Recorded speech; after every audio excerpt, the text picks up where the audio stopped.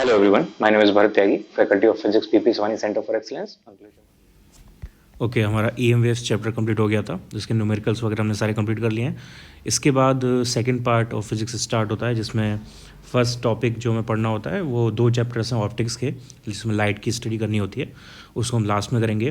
पहले हम modern physics से स्टार्ट करते हैं। मॉडर्न फिजिक्स ऑप्टिक्स के जस्ट बाद आता है, और मॉडर्न फिजिक्स में हमारे पास 4-5 चैप्टर्स हैं। फर्स्ट है उनमें ड्यूअल नेचर ऑफ मैटर, यानी पार्टिकल्स और लाइट्स वगैरह दोनों के ड्यूअल नेचर होते हैं, उनकी स्टडी करनी है, यानी ड्यूअल नेचर पहला चैप्टर है। Second atoms, third nuclei, fourth semiconductor and fifth communication system. तो अभी हम ड्यूअल नेचर से स्टार्ट कर रहे हैं। मॉडर्न फिजिक्स की स्टार्टिंग है यहाँ से। ये सारे चैप्टर्स मॉडर्न फिजिक्स के अंदर आएंगे और काफ़ी ये इजी चैप्टर्स हैं, पूरे सिलेबस के कंपैरिजन में काफ़ी इजी हैं। तो इनको इन पर अगर ज़्यादा टाइम दोगे तो ये मार्क्स में ज़्यादा आपको हेल्प कर सकते हैं in comparison to other chapters. तो पहला टॉपिक यहाँ पे स्टार्ट करते हैं, इलेक्ट्रॉन एमिशन। इलेक्ट्रॉन एमिशन के बारे में हमने ऑलरेडी पढ़ा हुआ है इलेक्ट्रोस्टैटिक चैप्टर में।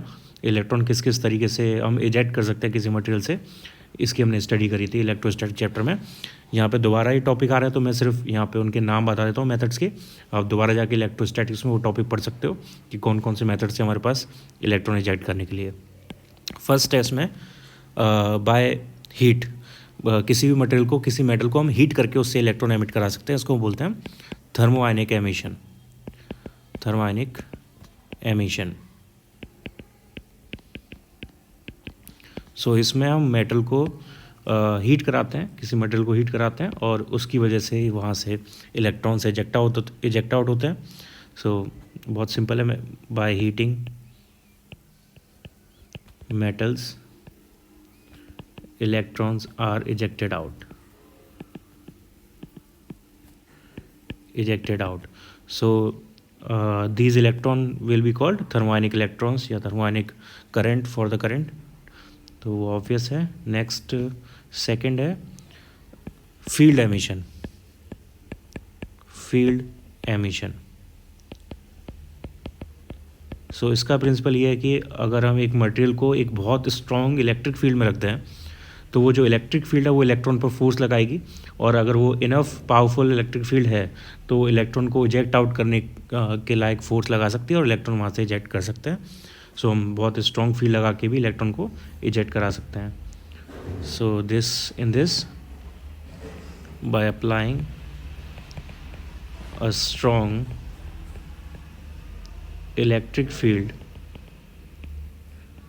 Of the range 10 to the power 8 volt पर मीटर। इसका एग्जांपल है स्पार्क प्लग। स्पार्क प्लग में बेसिकली ये होता है। तो ये फील्ड एमिशन एक तरीका है इलेक्ट्रॉन्स को इजेक्ट आउट कराने का। अब जो मेन चैप्टर में जिस टॉपिक की बात होने वाली है वो यहाँ पे आएगा, थर्ड इसका जो मेथड है वो आएगा, जिसकी हम इस चैप्टर में बात करेंगे, जो इस चैप्टर से रेलेवेंट है, that is photo electric emission. Photo electric emission. Okay, तो फोटो इलेक्ट्रिक इस वर्ड से समझ में आ रहा है अपने को। फोटो मीन्स लाइट होता है, इलेक्ट्रिक मीन्स चार्ज। तो यहाँ पे लाइट को यूज़ करके इलेक्ट्रॉन्स को इजेक्ट आउट किया जाता है। फोटॉन्स को यूज़ करके इलेक्ट्रॉन्स बाहर इजेक्ट आउट किए जाते हैं। So in this case when light of suitable frequency falls on a photosensitive surface,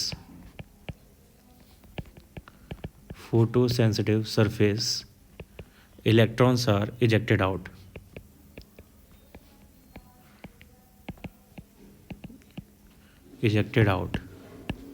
These electrons are called photoelectrons, and current due to them is called photocurrent, obviously photocurrent। Okay, so this is photoelectric emission and this phenomena is known as photoelectric effect। So यहाँ पर देखो main चीज़ क्या है, ये मैंने 4-5 line लिखी हुई है, लेकिन मेन इसमें पॉइंट क्या है कि एक सूटेबल फ्रिक्वेंसी का फोटोन पड़ना चाहिए किसी फोटो सेंसिटिव सरफेस पे, तो उससे इलेक्ट्रॉन इजेक्ट आउट हो जाता है। बस ये सिंपल सा फिनोमेना है, इसको हम फोटोइलेक्ट्रिक फिनोमेना या फोटोइलेक्ट्रिक इफेक्ट बोलते हैं। इलेक्ट्रॉन्स जो निकल रहे हैं उनको ऑब्वियस रीज़न की वजह से फोटो इलेक्ट्रॉन्स, और करंट जो बन रही है उनको ऑब्वियस रीज़न की वजह से फोटो करंट बोला जाता है। और ये फिनोमेना इस चैप्टर के लिए रेलेवेंट है। ये फिनोमेना में एक्सप्लेन करेगा कि ड्यूअल नेचर क्या होता है और कैसे वर्क करता है, और किस रेफरेंस के लिए हम ड्यूअल नेचर बोल रहे हैं यहाँ पे। तो वो सारे फिनोमेना फोटो इलेक्ट्रिक एमिशन से, फोटो इलेक्ट्रिक इफेक्ट से एक्सप्लेन होंगे। तो इसीलिए हमने ये एमिशन पढ़ा हुआ है, इलेक्ट्रॉन का एमिशन पढ़ा हुआ है, क्योंकि यहाँ पे ये फोटो इलेक्ट्रिक एमिशन जो है वो इस इलेक्ट्रॉनिक एमिशन की कैटेगरी में आता है। सो इस टॉपिक का इस चैप्टर से ज़्यादा रिलेशन नहीं था, बस इतना ही रिलेशन था कि ये बताना कि फोटो इलेक्ट्रिक इफेक्ट भी का एक फिनोमेना इलेक्ट्रॉन रिजेक्ट आउट करने में हेल्प करता है। ओके, एक और चीज़, ये फोटो सेंसिटिव सरफेस जो मैंने यहाँ पे लिखा हुआ है, this is nothing but any surface which is susceptible to this phenomena. कोई भी सरफेस जो ऐसा फिनोमेना फोटो इलेक्ट्रिक फिनोमेना कर सकती है उसको फोटो सेंसिटिव सरफेस बोलते हैं। ऑब्वियसली उन सब के लिए डिफरेंट डिफरेंट सरफेस के लिए ये डिफरेंट डिफरेंट एनर्जी लेवल्स पर होगा, लेकिन मोर और लेस सब ये कर सकती हैं, उनको हम फोटो सेंसिटिव सरफेसेस बोलते हैं। ओके, तो ये हमारे पास इलेक्ट्रॉन एमिशन हो गया। अब मेन टॉपिक पर आते हैं। The main topic is photo electric effect. इस पूरे चैप्टर में 2-3 ही टॉपिक है हमारे पास, जिनमें से सबसे इम्पॉर्टेंट जो टॉपिक है वो फोटो इलेक्ट्रिक इफेक्ट है। एक्चुअली पूरे चैप्टर का 70% पार्ट जो है वो इस फोटो इलेक्ट्रिक इफेक्ट से ही कवर होता है, तो वो हमें यहाँ पे पढ़ना है अच्छे से। सो इम्पॉर्टेंट है photoelectric effect.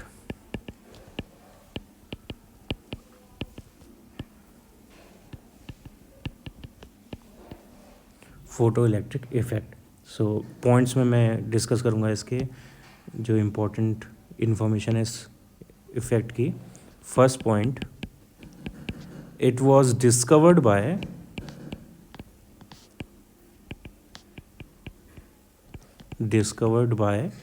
the scientists you all must have heard the name of Hertz in 1887. Second point, Hertz observed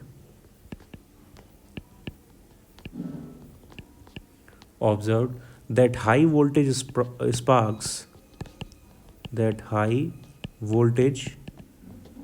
sparks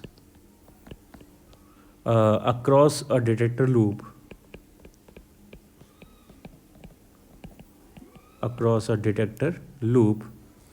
enhances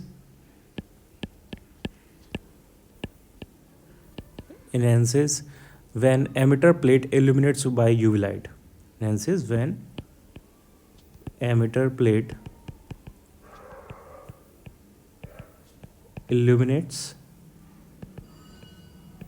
with UV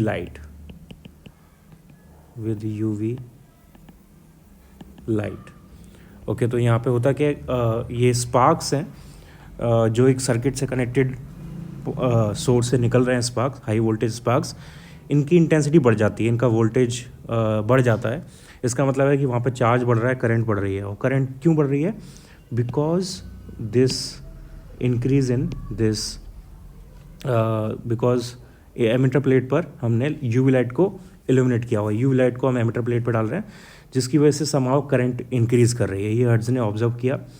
अब इसका एक्सप्लेनेशन क्या हो सकता है कि एमिटर प्लेट पे यूवी लाइट डालने से वहाँ से चार्जेस निकल रहे हैं जो करंट को इंक्रीज़ कर रहे हैं। सो ये ऑब्जर्वेशन फोटो इलेक्ट्रिक इफेक्ट का अर्लियर ऑब्जर्वेशन था, हर्ट्ज ने इसको फाइंड आउट किया। Third point, then again after this exploration of Hertz, then again two scientists named Hellwig and Leonard observed that current flows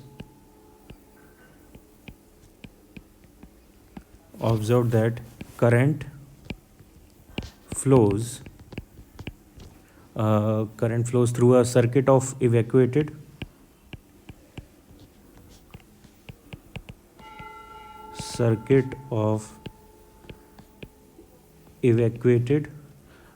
glass tube connected with electrodes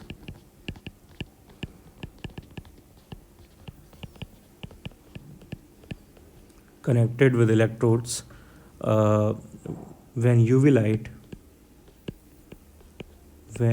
light falls on emitter plate,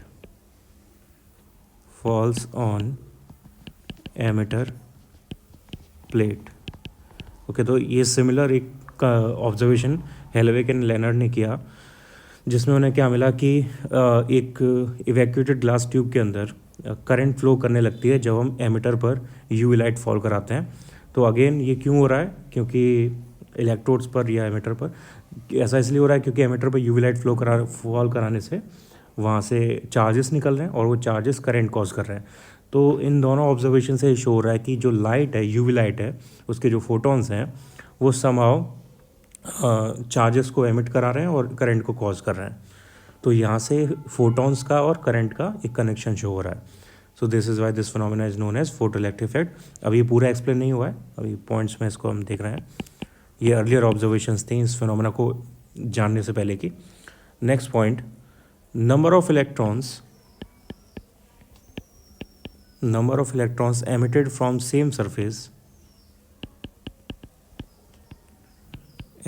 from same surface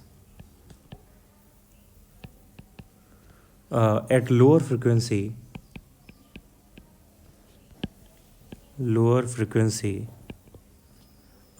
light, no matter, sorry, ये number नहीं है, no electrons emitted,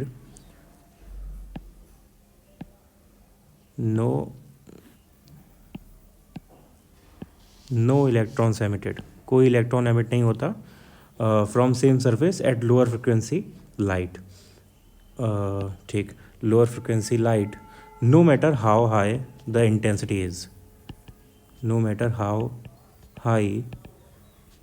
intensity is, okay. तो एक important observation ये था कि एक particular frequency पर ही एक सरफेस से इलेक्ट्रॉन्स निकल रहे हैं, उससे कम फ्रिक्वेंसी पे इलेक्ट्रॉन्स नहीं निकलते हैं, चाहे हम इंटेंसिटी को कितना भी हाई कर दें। इंटेंसिटी हाई करने का मतलब ये है कि एग्जांपल के लिए कि आपने एक बल्ब लगाया लाइट का, तो एक पर्टिकुलर इंटेंसिटी थी, अब आपने दो बल्ब लगा दी तो इंटेंसिटी इंक्रीज़ हो गई, फिर आपने और बल्ब लगा दी तो इंटेंसिटी और इंक्रीज़ हो गई। तो सपोज़ अगर यूवी लाइट पर कोई सरफेस इलेक्ट्रॉन निकाल रही है या चार्जेस रिलीज़ कर रही है, तो अगर आप यूवी लाइट से कम फ्रिक्वेंसी की लाइट लेते हो और उसमें चाहे कितने भी बल्ब लगा दो, कितने भी लाइट सोर्स लगा दो, वहाँ से कोई भी चार्ज नहीं निकल रहा था। ये ऑब्जर्वेशन यहाँ पे किया गया। Next point, next fifth point, the minimum value of this frequency,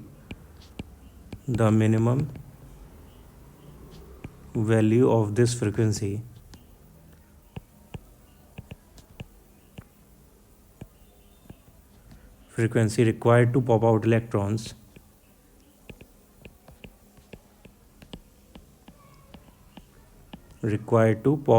electrons from metal surface is known as, is called threshold frequency,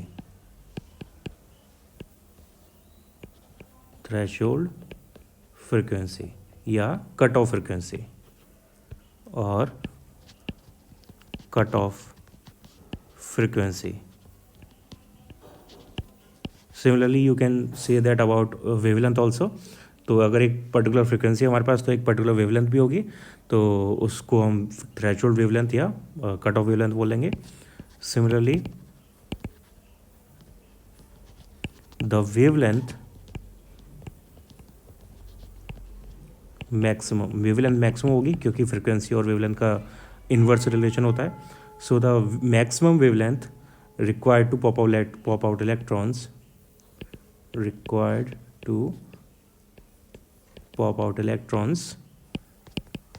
और ये मेटल होने की ज़रूरत नहीं है, ये कोई भी सरफेस हो सकती है। Electrons from surface is called threshold wavelength और cut off wavelength.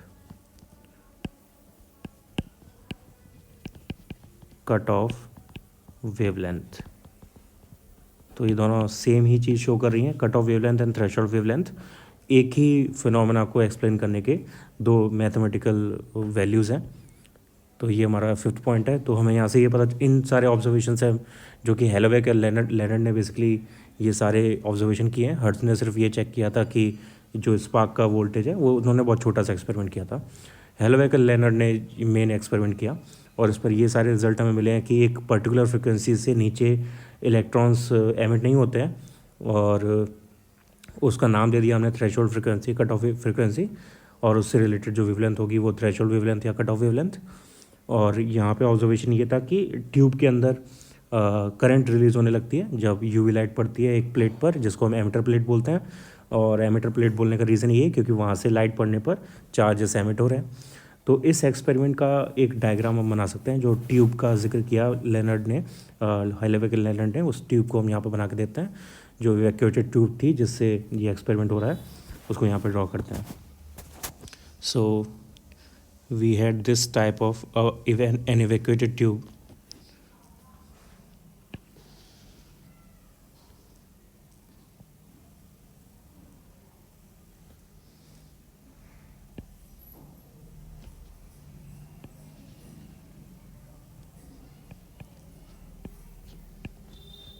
So this is the evacuated part of the tube, and here is some opening, and here is a filter connected to it.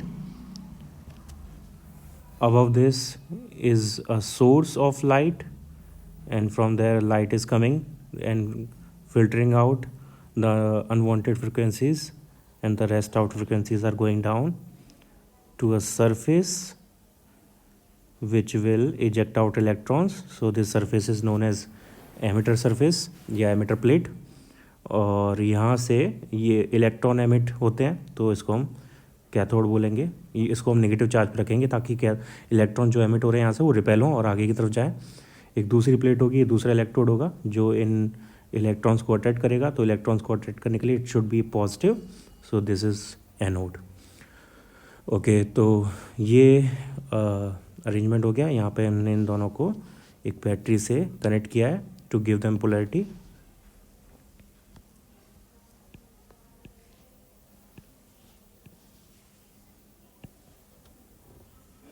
Okay, तो रफली ये इसका circuit बनेगा। यहाँ पे important जो चीज़ें उनके नाम रख देते हैं। ओके, तो this is source of light, monochromatic source of light. Monochromatic means single colour, mono means one, Chrome means colour. So single colour light, colour का मीनिंग होता है फ्रिक्वेंसी, तो सिंगल फ्रिक्वेंसी लाइट। अगर वो सिंगल फ्रिक्वेंसी नहीं है तो यहाँ पे जो फिल्टर लगा हुआ है ये क्वार्ट्ज है बेसिकली। ये यहाँ पे इसको पोलराइज करेगा। इसके पोलराइजेशन बेसिकली हम ऑप्टिक्स में पढ़ेंगे। बेसिक कंसेप्ट ये होता है कि जो लाइट होती है उसके मल्टीपल डायरेक्शंस में वेक्टर्स होते हैं, उनमें से एक परपेंडिकुलर वेक्टर को कट करके दूसरे परपेंडिकुलर वेक्टर को अगर जाने दें तो वो जो लाइट फिल्टर आउट होके आती है उसको हम पोलराइजेशन बोलते हैं। क्वार्ट्ज एक मटेरियल जो ऐसा करता है। सो अभी उसके बारे में डिटेल में ऑप्टिक्स चैप्टर में पढ़ा जाएगा। This plate which is cathode is known as emitter plate because it is emitting electrons. Emitter plate, it is emitting electrons. So, and to make these electrons reach to the other side, to have current, we have to put potential. So यहाँ पे negative potential लगाना पड़ेगा और यहाँ पे positive potential लगाना पड़ेगा. So this plate is collecting the electrons, so this will be known as collector, और ये पॉजिटिव है इसलिए anode. And collector plate, these are electrons, photoelectrons. Okay, और and this chamber is evacuated glass tube. यानी यहाँ पे air नहीं है टू कॉज एनी डिस्टर्बेंस और आयनाइजेशन, जिससे ये एक्सपेरिमेंट थोड़ा गलत रिजल्ट देगा, तो इसलिए हमने इसको इवैक्यूएट किया हुआ है। ग्लास ट्यूब है ये। ओके, सो यहाँ पे डिफरेंट पार्ट्स मैंने शो किए हुए हैं और डिफरेंट पार्ट्स के क्या क्या एप्लीकेशंस है वो यहाँ पे मैं एक एक करके बता देता हूँ। तो first one is quartz crystal.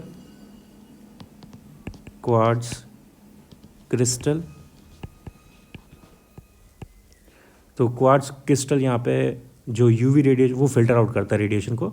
It filter out radiation का मतलब light, filter out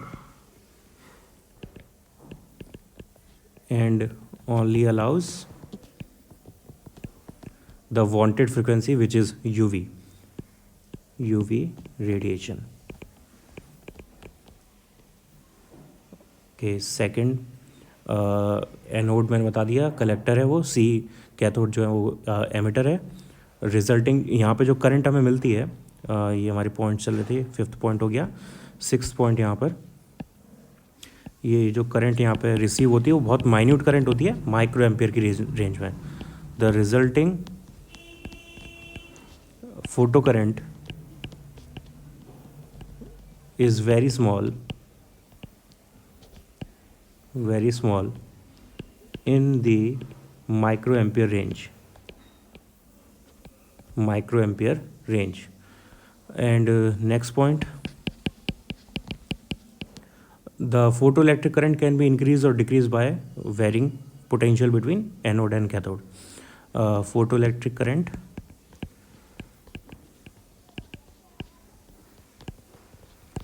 can be increased or decreased by changing potential between A and C. और ये लास्ट पॉइंट थोड़ा कॉम्प्लिकेट लग रहा होगा। इस लास्ट पॉइंट का एक्सप्लेनेशन क्या है, क्यों हो रहा है ऐसा, अभी वो आगे इसकी एक्सप्लेनेशन में पढ़ेंगे, डिटेल एक्सप्लेनेशन में। सो यहाँ तक ये ऑब्जर्वेशन मैंने लिख दिए सारी। अब इन ऑब्जर्वेशन को हम कंक्लूड करके जो मेन रिजल्ट्स हमारे पास आए हैं उनको एक एक करके देखेंगे इस एक्सपेरिमेंट के। ये फोटोइलेक्ट्रिक इफेक्ट है, इसके अब जो सारा एसेंस है वो यहाँ पे मैं लिखूँगा, वो सबसे इंपॉर्टेंट चीज़ है, वो अच्छे से हमें समझना और याद रखना है। तो अभी ऑब्जर्वेशन आएंगे इसके, वो हमें पढ़ना है।